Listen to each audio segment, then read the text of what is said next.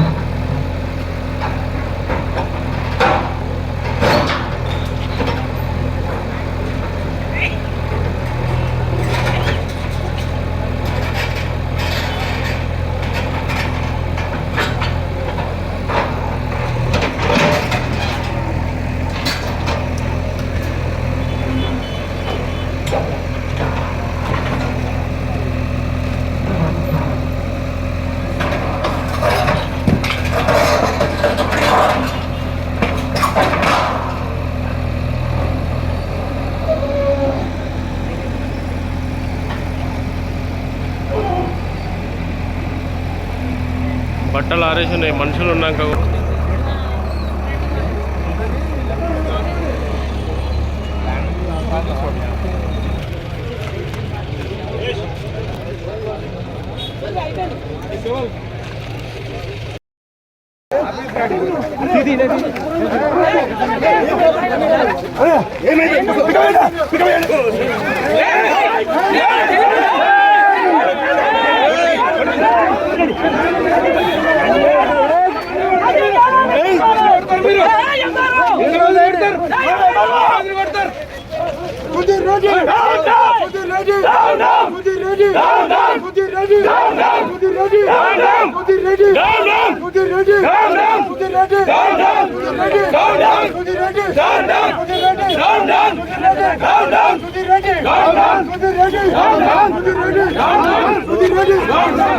ధన్యవాదాలు.